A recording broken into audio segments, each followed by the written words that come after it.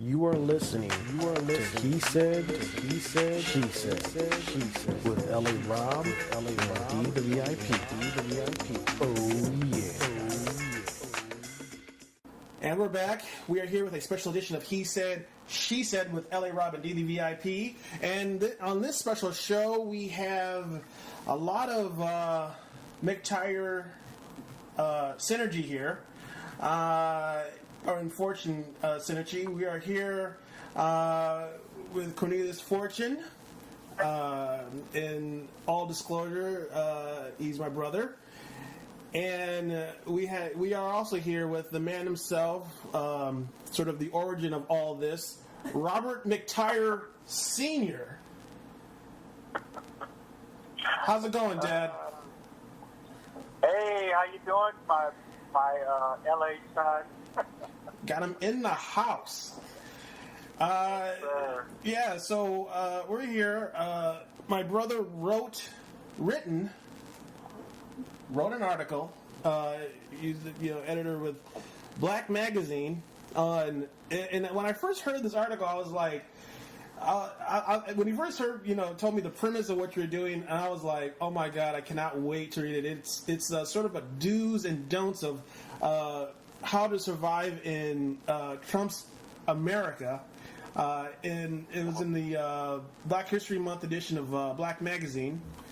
And I wanted to bring you on to the show and talk about it. Oh, wow. Well, again, I appreciate the invite. It was a very interesting idea in that there were just a lot of pieces out there about Trump. There were a lot of pieces that, in most cases, they were all kind of negative pieces, but none of them really had a solution. Solution to the problem. What are you going to do about the Trump era? So that was basically the approach. The approach was just to, take a step back and kind of look at, okay, how do we move forward during this 45th presidency? I think that's very essential. I think, honestly, all of the tweets and the this and the news cycle, that stuff is smokescreen. A lot of it is hyperbole. So the most important thing is for us to just, to just use an old phrase, keep the eyes on the prize. That's the whole point. Oh, yeah, absolutely. Because, at this point we're 1 year into, I would like to call the Trump situation. And people feel like they're drowning. People feel like, the man in office is incompetent, is one word. I just wanted to ask, is that kind of, I wanted to ask you, why did you decide to write the article now as opposed to when he was first elected? Oh yeah, well I think the piece needed time to germinate anyway over the course of months. I honestly, the funny part to me was looking at my emails and just seeing the amount of panic. I believe it was and this is no exaggeration, 2 days after he was inaugurated, I'm seeing all these emails, impeach Trump. I'm like, for what exactly? Just give a man 12 months, and then let's evaluate it.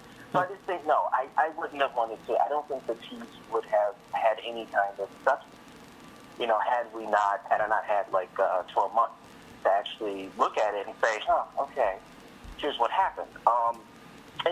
We all know this is basically the equivalent of an alternate universe that we are just kind of breathing the air of. But again, I tend to err on the side of diplomacy and pragmatism. And those are just two things. And so, yes, I'm trying to give the man a chance. But honestly, every time I turn around, I'm just like, wow, okay, yeah, you're just being Trump, and Trump is going to be Trump. So again, I just think in terms of the conspiracies and the Russia probe and all these other big these barrages of news. The news cycle is just crazy. So again, I just think most of us should just take a step back and just begin building coalitions. I think I kind of talked a little bit about this in the previous interview, but just very briefly, because this is something I've been thinking about, and in terms of black leadership, so much of what was prevalent in the 60s and before that and even after, but shortly after, you had certain leaders. You had Martin Luther King, you had Malcolm X, you had Marcus Garvey. So you had leadership. But I think at this point, it's not about a sole leader. It's more about building coalitions. And I think that's what's going to be more effective, really, than just trying to find a leader. I think I think Trump, if anything, the positive thing, and this is what I keep wanting to hit at, the positive point about Trump's presidency is, number one, what it's doing for journalism, and then number two is what it's actually doing for coalitions. I think building these coalitions, those are two very important things. Mm-hmm. So, yeah, I'm going to err on the side of those two things, which I think are going to be better for America in a post-Trump world. Wow. Okay. And Robbie, when you get a chance, I want to share something too to pick up on that. No. Yeah, you're here in studio virtually. Yeah, go ahead. The interview that Cornelius did on the radio to talk about this was just excellent. It really prompted a lot of things that I thought about. Something that I was hoping was going to happen, and I think it is, and Cornelius, I think you're helping people to do this, is to first kind of just step back and look at this from maybe a longitudinal standpoint, kind of a long-range perspective. I mean, historically, this is not the first time we've had an unusual individual as president, but it is understandable generationally. A lot of you guys, this is your first. He's like your Nixon. I came up during that era. But the fact is, even before Nixon, there was, in the early part of the last century, we had Hoover, who precipitated the Great Depression. Taft, who was also a challenge, presidential-wise.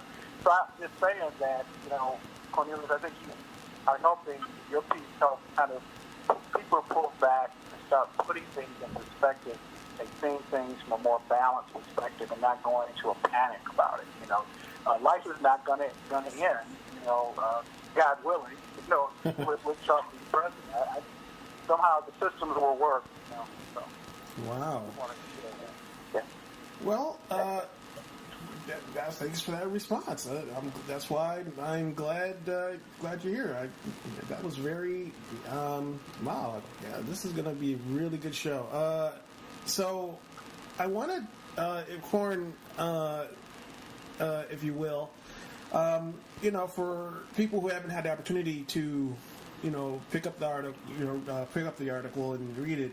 I was wondering if you can kind of walk us through, because I have it right here, the article right here. If you can walk us through sort of, you did a do's and don'ts, and I just, while I have you here, can I just, just go through them one by one, and you can kind of tell me, how you arrived at what you chose to put in the article? Oh, sure. Yeah, that's not a problem at all. Okay. I'm going to pull it up on my phone, too, so that way I've got a reference. But go sure. ahead. Okay. Oh, and I should say, I did not do this before, but I need to say you can read the article on www.blackdetroit.com. Again, that's www.blackdetroit.com, and that is red, black, and blue in Trump's America. All right, everybody. www.blackdetroit.com. Trump's America.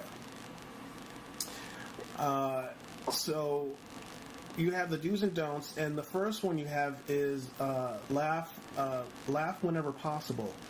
I like that. When I first read it, I was like, I kind of chuckled, but could you, because it was so on point. Could you break that down? Yes. Let me start with a very famous movie quote. Have you ever heard of the healing power of laughter? I mean, I'm sorry. What was it? Have I heard of what? the healing power of laughter. That's from Joker. From I'm sorry, I just had to throw that in. Yeah. No, I think. Yeah, that was from Danny Out from Tim Burton Joker, right? Yes, Tim Burton. Yes, okay. Yes. Right. And and just to go out of detail, the whole idea is, laughing is healing in some ways, and in most ways, right? And there are studies. There have been, there's some clinical studies and things as well. I mean, we already know that, it's the best remedy for anything. I mean, if you've ever been depressed about anything, just to laugh. And I think also, I'm talking about journalism, and I've talked about, like Black Lives Matter and all these other protests and just interesting things that are going on. One of the things, too, that's happening is the comedians. But what I think is probably most interesting about what's happening is for the smart comedians, it's not always about going against Trump and how dumb Trump is. I mean, that's funny. Yeah. But most of the comedians, like Stephen Colbert and even Trevor Noah over at The Daily Show, yes, they're kind of going into that same theme, but it's actually making us laugh in that they're having us think about it, but at the same time, it gives us sort of that cathartic balance that we need. It's serious, but if we can't laugh about it, how are we going to move forward? So I just think laughter is very important. Oh, okay, I like that. And next, you encourage readers to join a group. What do you mean by that? That's really interesting. Yeah, I think the easiest or the knee-jerk reaction is obviously to say, just to complain about it. I mean, I can't tell you the number of people that I come across that are close to me. Some are family members, and some are just people out there who just constant and the things that I read. It's that complaining thing, but it's like, what is your solution? So I think one of the best things, along with laughter, is building community. And when you build communities, that would mean something like, there's the ACLU, and, there's the NAACP, you can join your local branch. You can do things. And then one of the most important things I think that people forget is legislation, local legislation, and just the things that you can affect at the grassroots level. So that's very important. So, if you have a problem with Trump, join a group of like-minded folks who can actually enact some kind of change. Okay. Wow. Okay. Yep. In the article, the next one, you encourage people to vote. I voted. I was, in my entire district, I think we were like fourth in line, me and D the VIP. We were there bright and early, and we voted, and there was a lot of people. Why would you encourage us to not, despite this, to still continue to vote? Well, so we're kind of removed a little bit from the whole struggle. And I think, and I'm speaking generationally, in the fact that I think the further we come along, we kind of forget just the significance of voting. Mm-hmm.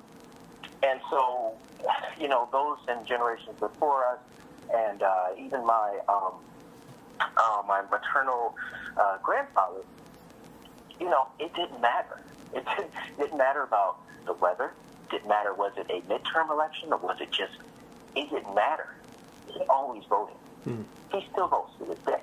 That's very important because for him, as being a Mississippian, he remembers not having that opportunity to vote. He remembers that. Mm. So I think part of the problem is as we, as Generation Xers and Millennials, we move further away from that struggle, you still need to be reminded to vote.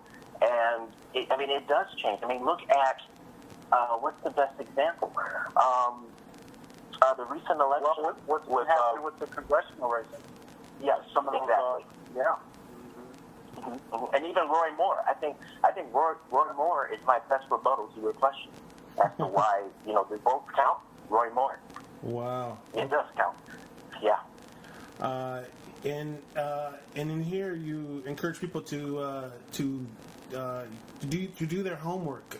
What does that mean? Do they need to go on Facebook or Twitter? How is it that how do they do their homework?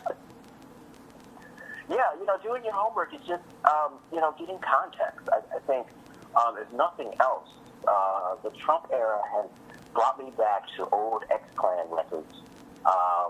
And Marcus Garvey and the writings of and speeches of Malcolm X, as well as the autobiography of Malcolm X. James Baldwin, his work is it's very important. And just really just understanding the historical context, even understanding like the Civil War and how all of this stuff is actually connected. Like we haven't really dealt with the reckoning of the Civil War, and I think some of that is being represented in some of the alt-right and some of the things that you saw in Charlottesville. So these things are actually coming back around. So again, as these generational differences, Gen Xers and millennials, we're kind of away from that struggle. We kind of take it for granted, I think, some of us. So no, I think it's important to read as much as you can, understand that these issues of race are not really about race. It's more about there's cultural issues, there's social, economic issues. Yes, so do your homework and give yourself an opportunity to actually see what, just give you the actual optics of what's happening. Okay. So again, as Dad said, this has happened before. This isn't the first time. And so, yeah, if you do your homework, you figure it out like, oh, yeah, okay, this is coming back around. That's right. Wow, okay. And interestingly enough, the very things that Cornelius has identified in his articles, the things that he suggested, are in fact the things that people recognized that they had to do. And a lot of emphasis was focusing, getting back to community. Because, the power of the people is not in Washington. And, this is a little bit of my conservative side that I passed on to both of you boys. But it's not in Washington. It's at the local level. It really is. And sometimes people forget about that. I mean, Washington was never designed to solve all of the problems. But we at the local level, the county government, the city council races, all of those areas are extremely important. And that's where a lot of the systemic change is starting to happen. You can start to see things shifting. So, Robbie, this was great that you are bringing this forward because I think you're prescient. I think you're seeing what's going to come up this year in the midterm elections. I think there's going to be some shifts, and it's possible, that a lot of this, discomfort about Trump is going to be shown in the polls come this November. Wow. Oh. Yeah. Wow. Yeah. I totally agree. To pivot to the other side of your article, you also discuss don'ts. And I love how it's written in red font. Yeah.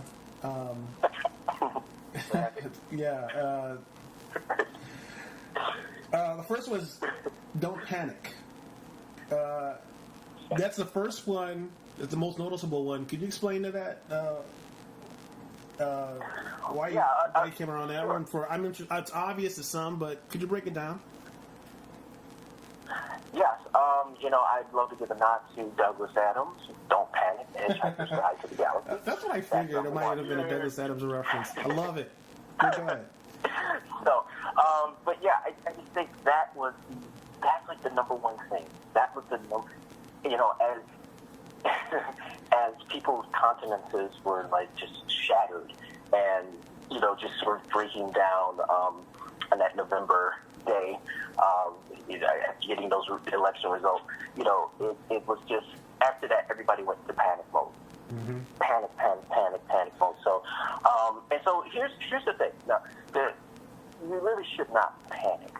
And understand, I think we all have these civics lessons, right?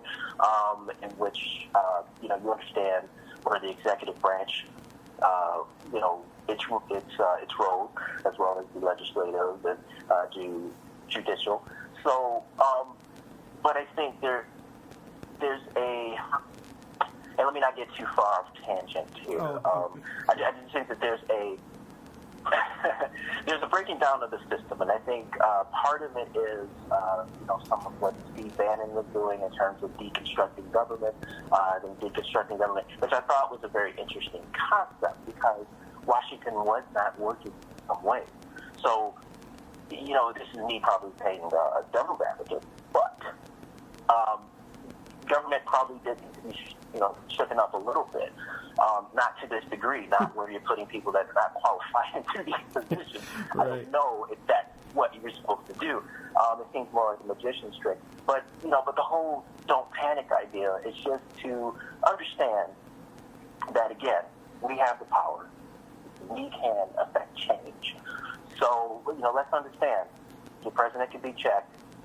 He does not have unlimited power. I think right now the issue is Congress, and Congress just sort of enabling them to do certain things. But either way it goes, relax. Okay. Don't panic. Bottom line. Okay. And you also go on to say, don't wait for someone else to fix it. I like that one, to be proactive. Don't wait for. So you're encouraging us to just not wait for the next Obama or the next somebody. What do you mean by that? Yeah, so, I just think that it's so easy to just, sit back and say, you know what, I'll just ride this out for a minute. I'll just make sure my 401k is where it's supposed to be, But I just think, and I think we had missed one of my dues was to do your thing, whatever it might be. So just kind of linking those two together for waiting for someone to fix it. I mean, here's the thing. This is probably the most creative atmosphere, the most creative opportunity that I think that we all have in the arts. So my thing is, don't wait for someone to fix it. Create some art. Create something that's going to speak to where we are right now, because that's going to be much more precious than the complaints and things like that. That's going to matter 10, 15, 20 years from now. What is your commentary on what's happening? You can do it through dance. You can do it through speech. You can do it through music. You can do it through film. I just think that's what you need to do. And again, grassroots level, from both an artistic and a political perspective, those are the things that you should be doing. Don't sit there and, get upset about everything that Trump is doing. Because, as I said before, that's kind of like the right hand moving very quickly, and then the left hand is doing something else. So don't pay attention to what's going on with the magician's hand. Worry about tomorrow. Don't worry about that, because that's just smoke screen. Wow. Okay. I really like that. And you have another point that you make. Don't lose respect, especially for black people who disagree with you. Tell me, is it so that black people actually agree and may have voted for Trump? And they're out there. They won't admit it. Wow, they're out there, sure. And actually believe in some of what Trump's doing, like build the wall and all that. It's easy to have to see him as traitors, and it's easy to, how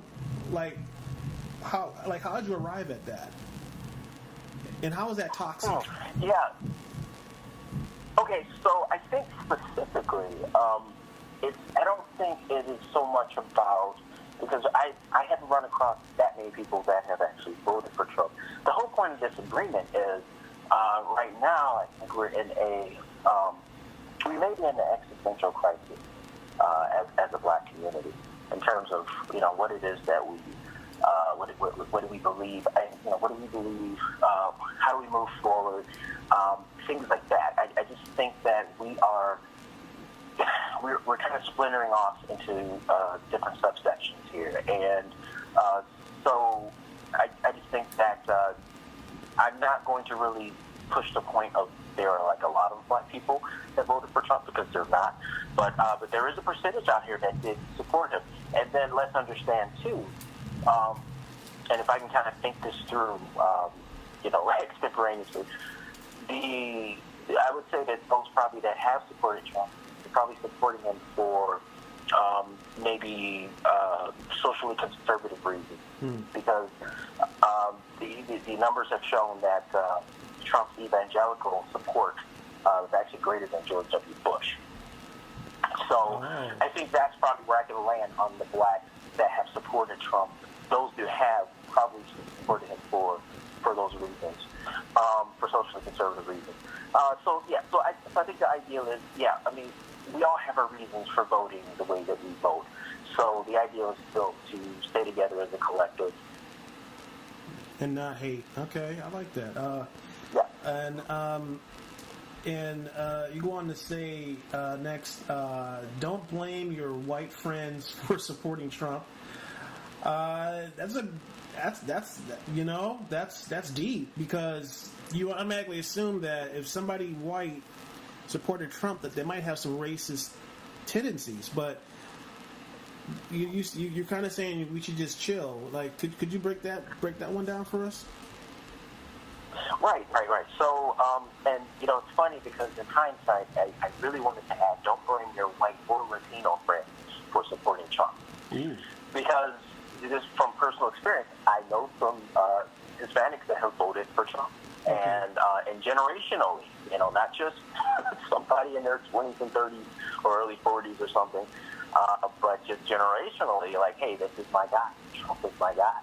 And they're of Mexican descent. And then the white people that voted for him, I mean, sure, we have a white friend or something that has voted for Trump. Now, I think it's important, and, it's a difficult thing to say in the context of where we are now, historically, right? But if we actually just take the long lens and look at even 8 years of Obama, now from the African American perspective, there's a lot of emotion wrapped into that. There's this culmination of King's dream. There's so much that's there. And I believe he was a great statesman. He was a wonderful statesman. He is the epitome of what we would like to see a president be. Of course, he had to be 500% better than any other president, right? To get there. Right. Okay. But here's the thing. Here's the problem. Here's the thing. And this is kind of where I began thinking more like an author, more like someone, or more like a playwright, which is some of the other things that I do, in which you have to look at multiple viewpoints, right? Right. Because you look at multiple viewpoints. So while on one hand, or in your A story, you have this emergence of, these white people are voting for Trump, but then there's this B story of people whose economic standpoint and perspective did not get better. It did not improve under Obama. So I understand that. Yeah. I understand. So let's take the racist and the alt-right out of the equation. So for those people that were felt like their voices were not being heard, they were not, things did not seem better. Obamacare didn't work for them. I can see why you want to vote for Trump, because Trump was a change agent. He is the antithesis of Obama, who was a change agent himself. And so if people are going to vote, they're going to vote for change usually. They're going to vote for the funnier candidate, right? And then, and they're going to vote for something. They're going to vote. How do I put this? They're going to vote for their emotion, right? Because when you're voting, you're going to vote for what you feel. And people felt Trump. People weren't really feeling Hillary. They voted for her. You understand? And I know it's probably politically incorrect to say that, but they weren't really. They like, okay, I'll vote for her if I have to. But if you could vote for Obama for that third term, you would have voted for Obama. Right. Not Hillary. Right. So, I mean, let's just be honest about that. So I think that's kind of where it came from. It's just, don't blame them for voting for Trump, because for those who were sane and not insane, I can understand it. I understand why they would have done it. But yeah. Forward and onward. Let's move forward. Wow. Okay. And I love how how your article slowly diffuses the hate and the confusion out of this whole thing. And finally, the last one, it's pretty short, and I think it's a really, really cool conclusion to your do's and don'ts. Don't give up ever. Very simple, very powerful. How did you arrive at that? And could you break that one down? Well, I think it was a great way of summing it up. As I was putting it together, one of the hardest things, and I was kind of given a mandate when I pitched the piece to my publisher, was to, I wanted it to be punchy, but I wanted it to be a very different piece that lived in sort of a different universe of that Trumpian language. So I just wanted to say, just don't give up. I mean, it's just so easy. And again, we're going to see, he is the master of the plot twist, right? So we don't know what's coming next, I thought Rap Sterling was great with the plot twist, but Trump is great with it. So you don't know what coming is. But anyway, the idea is, just don't give up. I know you want to give up. We're going to hear some things. I think as a people, as we see these, there's been these studies about how alt-right and the rise of white supremacists on college campuses. So again, this is not the time to give up. This is not the time to complain. This is the time to I love to use this, and I'm going to use this in this podcast. I love using this phrase, gird up your loins, which is a biblical sort of thing. Gird up your loins and don't give up. Wow, okay. So this article has been out since early January. What has the response been? I know you were interviewed on was it a radio show? And so you put this article out, what has the feedback been like? You know what? It's actually been very positive. One of the things that I was very extremely pleased with was the gentleman that called me, Jack Riley. He called me for the interview, and he said, I read your piece, and it's what really struck me was that it was different than anything else that was out there, because you offer solutions. It's a well-written piece, and it does something that other pieces are not doing. And with Black Magazine, that's kind of what we do. This coming up next week or so for this February issue, we're doing a Black Panther thing. Oh, nice! But it's different. It's from a different angle. So this Trump piece. Cornelius, hold on. Yes. Is that Black Panther as in T'Challa of Marvel Comics? Yes, it is. Yes, it is. Oh, wow. Oh, okay. God. I'm glad you made that distinction. Yeah, right. You have to do that now, because some people, might. But, Black Panther, that's a whole other discussion. That's a whole other topic. Sorry, I didn't mean to sidetrack. No. That's cool. No, that makes total sense. And and I'll go ahead and I'll disclose to you, because it'll be out in a couple of days anyway. But the cover, the main words on the cover blurb is Black Panther's Power. So, okay. So I can't wait. So we are making the connection. Oh, nice. But the response has been pretty positive overall, and I'm happy about that, because again, it was a piece that my publisher was very pleased with, because she thought that it hit all the right notes.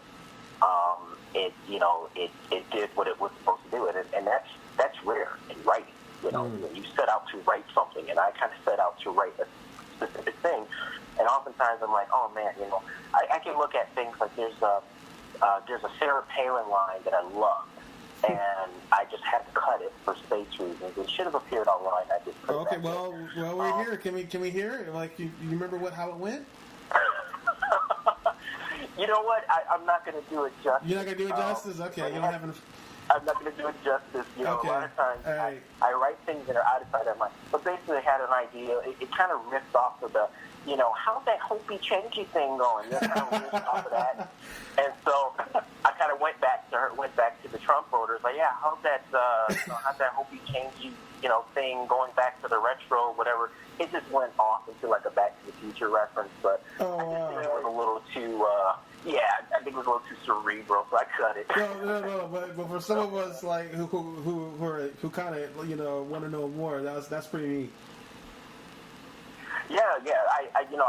I will probably, if I'm able to go back in, and I was gonna add it anyway because I was like, oh, that's what the web is for anyway. Okay. But I think it made it a tighter magazine piece. So okay. But no, the response is very. Yeah, it's well written. Man, it's definitely worthy of a professional writer. It was very, very well written.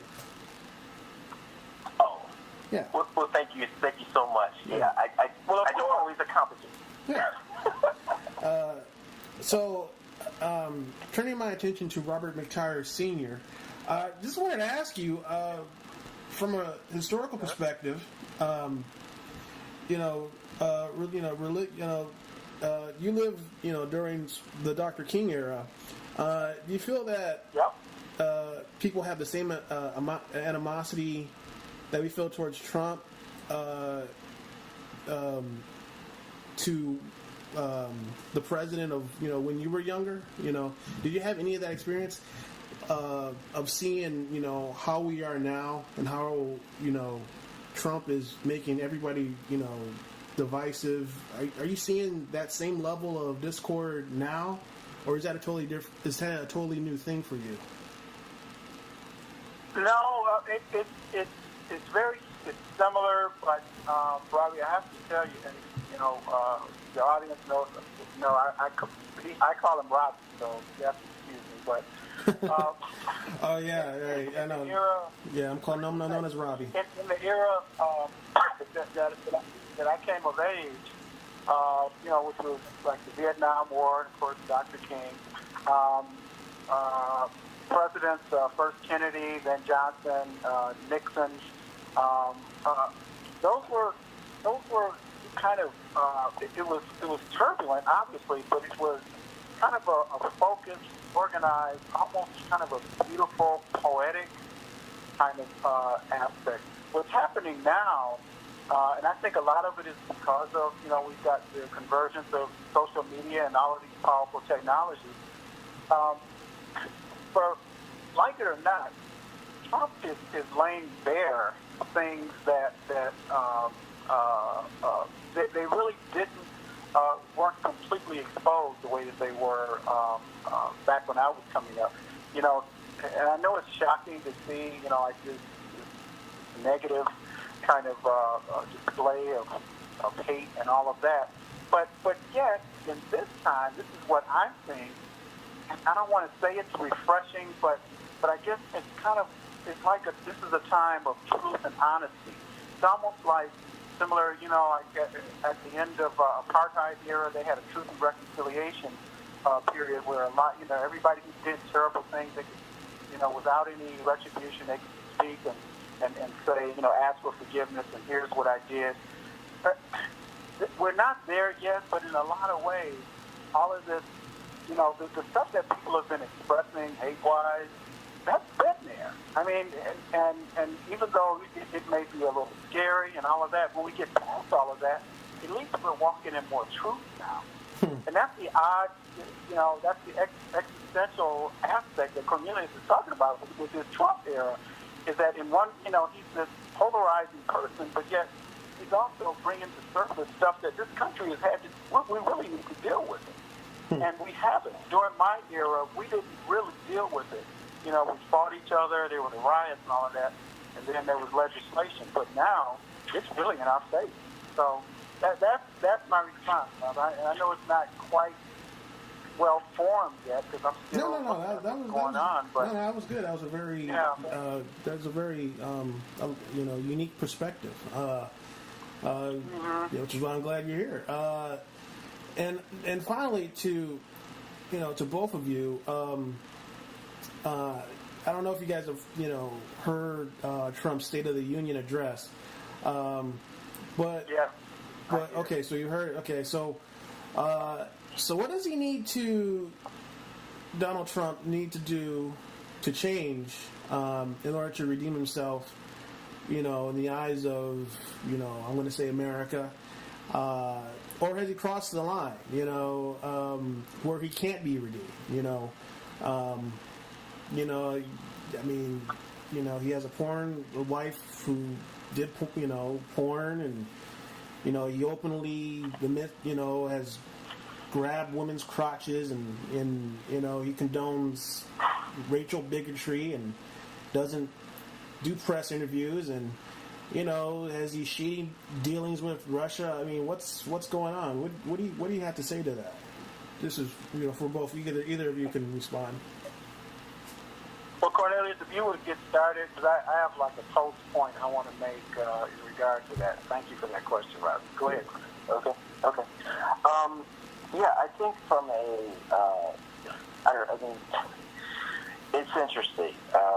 The State of the Union was basically, and it was the first thing I said, and it looks like Bill Maher said the same thing, teleprompter Trump, and teleprompter Trump is different, and he's much more manageable than, our tweeter in chief, right? Okay. So I think those are two different perspectives, but I guess the question, what you're trying to ask is, maybe it's a question of Trump's evolution. Yeah, like what would he need to do, if anything, to, I guess, redeem himself in the eyes of the African American community?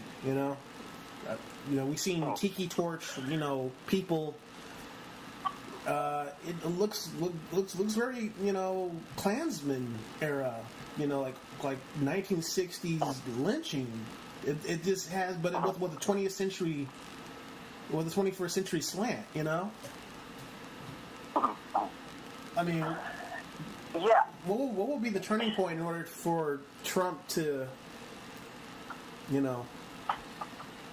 I guess, I don't know if he needs to be redeemed, but I mean, what will be the thing for us to kind of just relax and and know everything is, because I remember this one joke, Chappelle. I was watching the recent Chappelle special, and I really loved. He said, "Donald Trump is like finding out your Uber driver. It's like finding out your Uber driver is high or something. Like, yeah. But what do you think?"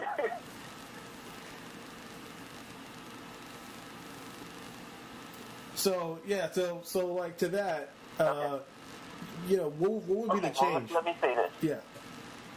Yeah, I would just say this really quickly. I think this is what I was trying to get at is, he's a 71-year-old man. You don't expect too much change unless some epiphany happens, something personal in his life or something. I think it's kind of what I always say. I think Trump is just going to be Trump. Honestly, I know in some ways he's trying to, I don't even know if it's reaching out to African Americans. I think it's just him saying, hey, how you doing?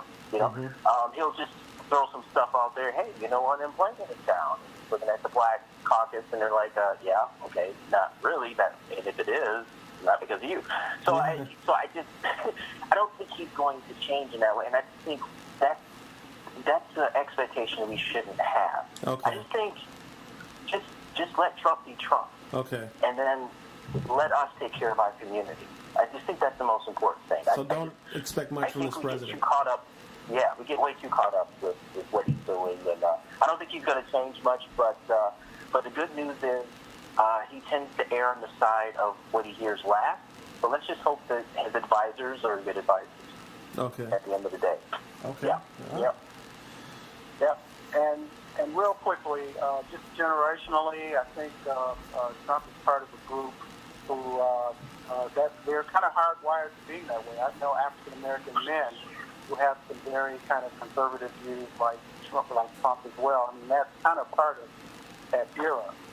So change is probably not going to happen. But the great thing about that State of the Union address wasn't the address to me; it was the Democratic response. Joe Kennedy III.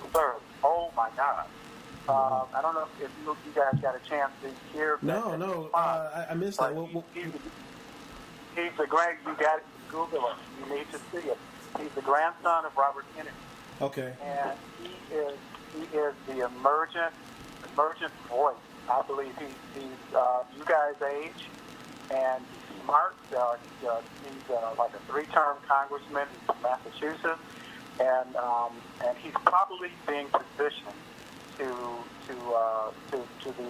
the higher office. I'm pretty sure that. I mean, that was why he was in that keynote position right after Trump's speech. So, generationally, I said, the ball is in you guys' court.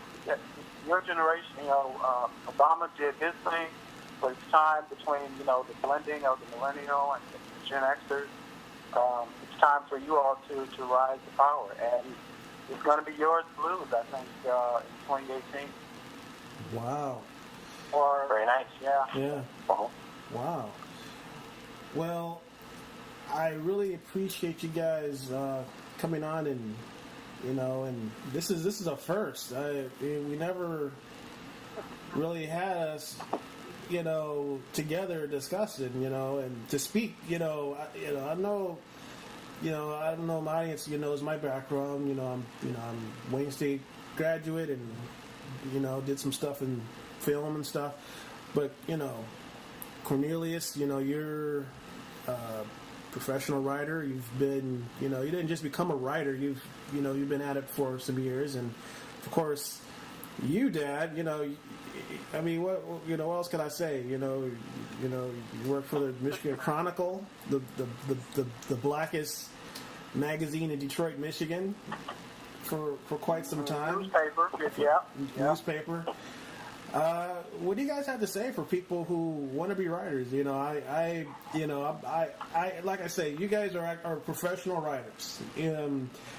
I like to think of myself, I may, write or blog, but, I'm more so, I do video stuff, but, so for people wanting to become writers, what do they need to do? Or better yet, before a person can actually call himself a writer, a lot of people like to call themselves writers, but there's a difference between, there's the same thing with this film thing, with calling people who want to call themselves directors, what's the difference between amateur and professional? Well, how do you get from here to there? Wow. I'm going to let Dr. McTyre take that, and I'm going to take the baton from him. Yeah, well, here's my day job. I am both a professor at Spring Arbor University and director of the writing program for our off-campus site. And my answer to your question, Robbie, is kind of obvious. You need to educate yourself. Okay. I came up as a writer at a time. I had to basically self-teach myself because they didn't have classes to actually, if you wanted to become a professional writer. So you had to buy books and all of that. You do. You've got to educate yourself, and you also have to discipline yourself in the fundamentals of writing. And, it's one thing to love writing, but you've got to learn grammar, punctuation, mechanics, and all of that. And then be open to your gifts, because it's possible you may like to write, you may actually be an editor. You may like to write, or you may actually be, more in the visual medium, or, the audio medium. Writing in itself, the essence of it, is a gift that manifests in many forms. And so you got to kind of educate yourself so you can find your path. Of course, I'm a Christian. I believe that you need to seek God's guidance. Your belief, also, I think your faith is a powerful influence as well. Cornelius, you have the baton? Okay, I'll see if I can run with this one. So I'll start with faith. So let me try to get three. Let me get a listicle together here. So Sure. Starting with three. So I'll start with faith. Okay? And you have to have faith in yourself. You have to have faith in your ability. But I think more often than not, let's understand what the word writer means. If you're going to be a writer, picking up your pen or picking up your laptop and writing something every day will make you a writer. Second point would be published writers. To me, those are two different things. Being a writer and being a published writer, you're writing every day, you're a writer. I will never take that away from anyone. If you have sat there and you have books, if you have books in your drawer or in your files somewhere on your computer, more power to you. I think that's amazing. I think that's amazing. But now, in terms of if your ambition is to publish, then, there's a lot that you're going to have to figure out in terms of,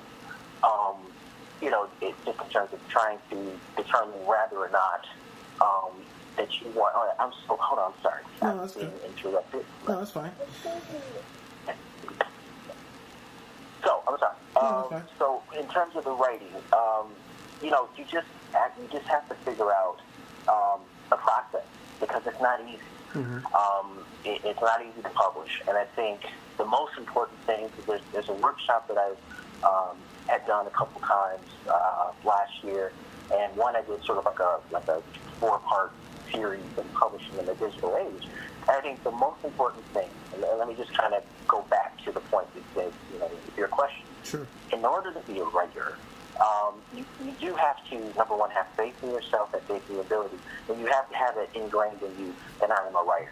Don't allow anyone to take that from you. That's number one. Number two, with that conviction, then you want to begin the process of publishing because you want people to see your work. And I think it becomes a question of market. It becomes a question of what kind of writer are you? Are you doing journalism? Are you writing plays? Are you writing screenplays? I think at this point, everything is all connected. Mm-hmm. And I think you just have to find your pocket, to use a musical expression. Find the pocket that you're supposed to be in. But yeah, and I think lastly, just understand, know your craft, and read within that craft. If you're writing screenplays, read as many screenplays as possible. Learn how to reverse engineer that process. Try to apply it to your own work. If you're writing fiction, same applies. I've never known a writer that does not read. If that person says, I don't read, then they're not a writer. Fake or no fake. So that's it. Right? Wow. And a real quick post statement. You've got to also learn to not only receive feedback, but learn how to process it and then apply it so that it can improve your writing. Sometimes, we say, well, I can take it. Tell me what you think. But then if you're told you don't quite know what to do with that information, you can't use it, it's no use to you. So that's a kind of a circular process too at the end. Getting that feedback, learning how to apply it, and keep on working toward improving. Because that's when you become a better writer. Wow. Okay. That's excellent. Wow. So this is basically a book on tape. You guys have really broken it down for people eager to get into the business of writing. I really appreciate. I know it's getting late over there. You guys are in Detroit, Michigan, or in areas around Michigan. Cornelius, for people who want to, follow you, do you tweet? Do you Instagram? I know if you put your name into Google, Cornelius Fortune, a lot of stuff comes up, including an IMDb reference from a certain short I worked on. You're a magician. You're multi-talented. You're a musician. You've done quite a bit. So how can people follow you if they want to follow you? Do you Facebook? Oh, no Facebook yet. No? Okay. The only thing I do is, actually, Twitter, I think I opened my account maybe 3 years ago. I don't do a whole lot on it. I'm more interested in kind of, I use it kind of as a repository, as a place just for me to kind of keep track of news, and it works as a nice archive for me to keep track. But I use Twitter, only because I think it's more, and I think a lot of other journalists, they're just attracted to it. When I was looking at social media and what social media I need to be involved in, and at the time I think I was doing a lot of copywriting work and doing stuff for Western Digital and then Avo, which is kind of like LegalZoom. And I needed some kind of social media presence. I had to make a choice. So it was like Facebook or Google Plus, Twitter, and I just said, Twitter was interesting to me because, and I think I told Dad this before, which it kind of feels like not a newsreel, but you would get certain news feeds over the wire. It feels very much like that because you're just able to track news. You're able to I don't want to say not share, but like retweet. Mm-hmm. But anyway, So what's your Twitter handle? I'm sorry, you might be about to say it, but what's your Twitter handle? Oh yeah, it's Arlington Scribe. So yes, Arlington Scribe. That's my Twitter handle. And occasionally I'll post some things. Every now and then I'll post some thoughts, but mostly I share news that I see about writing. I stay away from most political things. Okay. So it's mostly about art. I share things about art. Any kind of news about that, and yeah. So for me, as a writer, as a journalist, as a musician, the whole idea was to be like a Black Renaissance man. Mm-hmm. So I'm not quite there yet, but I've made it good in some areas, and I just hope that people just continue to follow the work. It's kind of hard to follow the work, but the good news is, with me being senior editor of Black Detroit, you can follow my journalism there pretty consistently. Yes, you're currently editor with Black Magazine, right? That's BLAC? Yep, BLLC, yes. Magazine. So you can follow the stuff there, and I just completed not just completed, but last year I completed a collection of serialized comic strips called The Misadventures of Mr. Stiffens. It's about, it's so cool. Yeah, he's way cool. He's doing it.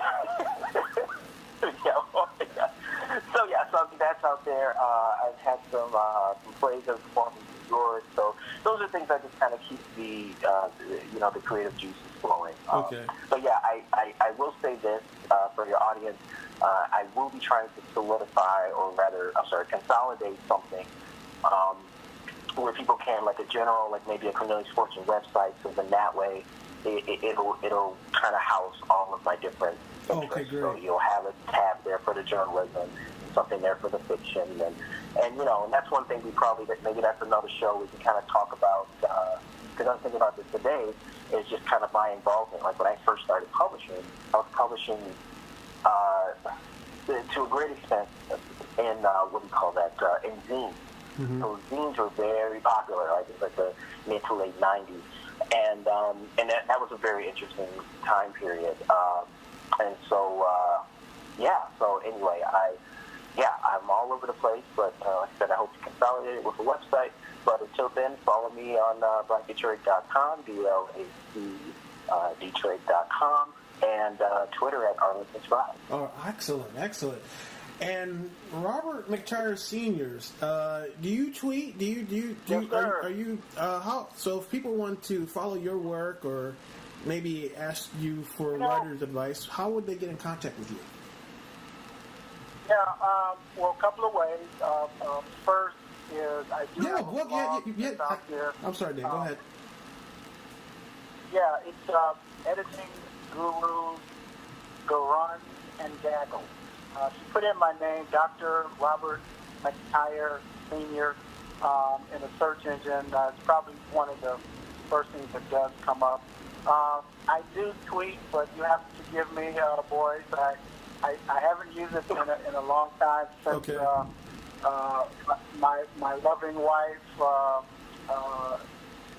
set it up for me. So anyway, I'll be sure to get that to you so you can get it out at some point. Okay, sure. Okay. But yeah, that's the best way to catch Okay. me.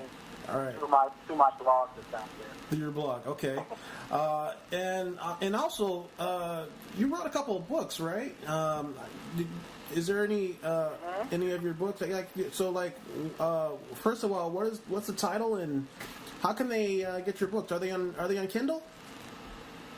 Yeah, well, I was a senior editor for Zoe Life Publishing Company for about 3 or 4 years. So if you go on Amazon, there's a number of books that I've either edited or played some major role with. Presently, there is a book I'm completing with a local jazz celebrity. His name is Wendell Harrison. Mm-hmm. The title of the book is Fundamentals of Marketing for the 21st Century Musician. Oh, okay. We are looking possibly at Wayne State University as being a possible publisher with that. But stay tuned. He's a Kresge awardee as an eminent jazz musician, and our book is about the process that musicians engage in now to use social media and all of that to become independent business persons. So, real exciting stuff. Wow. Okay, well, thank you for joining us, and to everyone listening, Google Cornelius Fortune, Google Robert McTyre-Jr., and you will have a plethora of material from these two fine, intelligent gentlemen. Thanks for listening. Well, I'd like to say thanks for having me on, and this was a lot of fun. Thank you. Absolutely. Thank you for the opportunity, Robbie. Thanks for coming on the show. Keep up the good work. I'm proud of you, boy. Thanks, appreciate that. And we are out. So look, to follow us, you can go to iTunes, tune in. You can like us on Facebook at He Said, She Said, LA Rob, and Be the VIP. There's a lot of He Said, She Said out there. So make sure it says LA Rob and Be the VIP. Also, you can follow us on Twitter at LA Rob and Be the VIP. And if you want to follow LA Rob's his stuff, you can go to Mel Hondo, MALEHONDO at YouTube. Did I say everything? You did? See? No, wait, you missed one. What? Lord Tyree, LORDTYRE. That one is one of my older. And I'm not calling him Lord anything, so that's probably why I messed up. At least not on mic. Yeah. Alrighty. Or off mic either.